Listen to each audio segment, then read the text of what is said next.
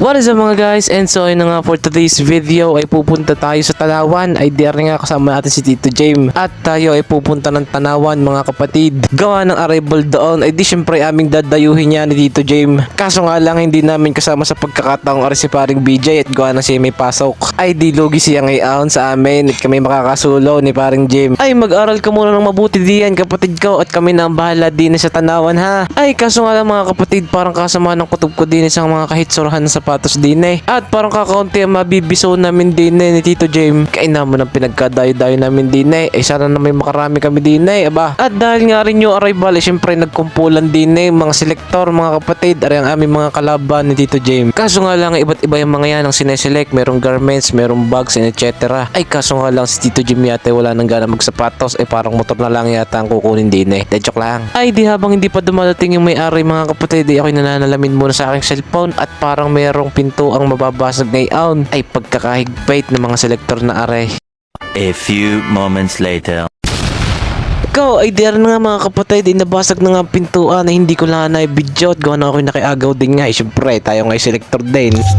Kamot ng mga person nakalabas guys, nabasag yung pintuan, hindi kami makalabas. Bayad mo daw 1,000. Wala lang nakuha si Tito Jim, lugi pa. Kinchana.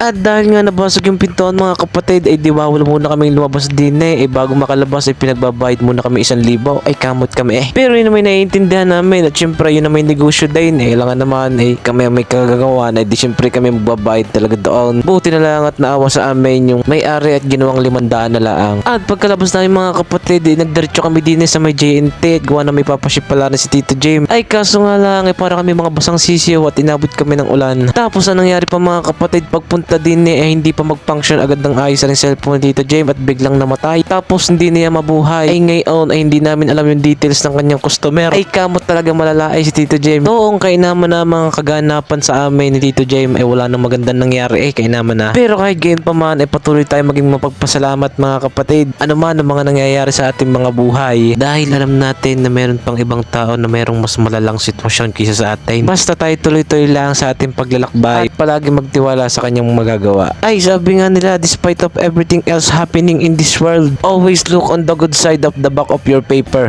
Ano daw? Ay siya tama na yung mga kapatid ay di tayo nasa lipan na ngayon ko pagkakadumi ni punas kakaawa naman ang may-ari hugas na naman pag uwi. Ay di rin na nga mga kapatid tayo dinala din ni Tito James at sabi tayo daw ililibre ng lumi at siya'y nakabinta ng isang sapatos kahit na 500 dan doon sa ukayan na aming nabasag. Guys, tayo sa arrival ngayon. Buti na nakabenta si Tito Jim. Na-marketing ko yung magagasolina. Makalibre pa ng gasolina.